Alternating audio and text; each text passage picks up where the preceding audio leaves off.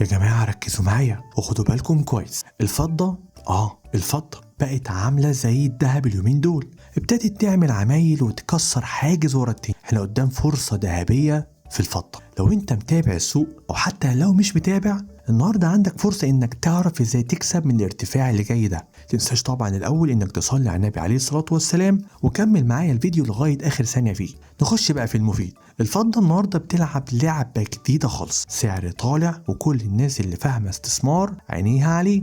بس ليه؟ لان الفضة فجأة بقت مثيرة للاهتمام. والموضوع باختصار ان الفضة دلوقتي بقت منجم فرص للناس اللي عارفة امتى تدخل وتستفيد. الناس دي عارفة ان السعر اول ما يكسر حاجز زي 30 و63 من 100 دولار ويرجع ينزل، ده معناه ان في حاجة بتحصل ورا الكواليس وفي فلوس بتتلم من السوق للناس اللي شغالة عليه. بص بقى، سعر الفضة لحد النهاردة بوقت تسجيل الفيديو مش قادر يكسر مستوى 30 و63 من 100 دولار، لكن اللي حصل ان السعر قفل فوق المستوى ده. معنى الكلام ده ايه؟ معناه ان في اشارة ايجابية جاية علينا، وانه لسه في صعود جاي ان شاء الله، واننا ممكن نوصل لمستوى 31 و63 من 100 دولار قريب جدا. كل ده بيقولك ان في ارتفاع متوقع وباين جدا انك ممكن تكسب لو عرفت تدخل في الوقت الصح. طب ايه اللي ممكن يحصل لو مستوى 30 دولار و63 من 100 حصل فيه كسر؟ ساعتها هقولك للأسف هنرجع نشوف هبوط تاني.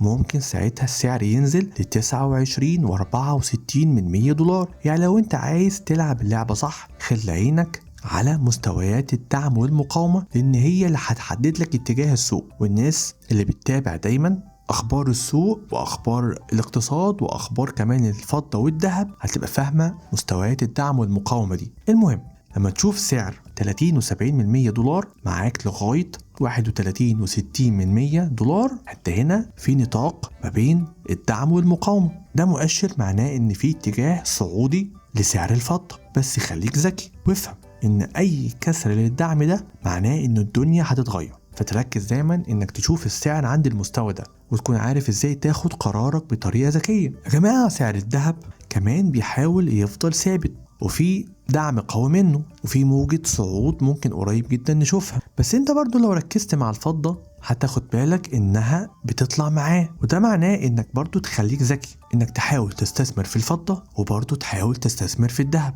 انت كده كسبان من ناحيتين. فزي ما بقولك كده، لو انت شاطر ركز في حركة السوق وافهم مستويات الدعم والمقاومة وخليك جاهز انك تتصرف بسرعة. الفضة دلوقتي فرصة كبيرة للاستثمار، بس لو ما عرفتش تلتزم بالمستويات دي ممكن تلاقي نفسك بره اللعبة. لو الفيديو ده ساعدك او استفدت منه بمعلومة جديدة، ما تنساش تعمل لايك وتشترك في القناة علشان دايما يوصلك الحاجات الجديدة اللي تساعدك انك تعرف تاخد قرار استثماري بطريقة ذكية في حياتك. واستنى الفيديو اللي جاي، في كمان مفاجآت جديدة هتشوفها ان شاء الله. هكلمك على فرص واسرار في عالم الاستثمار سواء في الذهب او في الفضة. ما تنساش برضو انك تشوف الفيديو اللي فات، هيفرق معاك بجد. ونتقابل انا وانت باذن الله في فيديو جديد، والسلام عليكم ورحمة الله.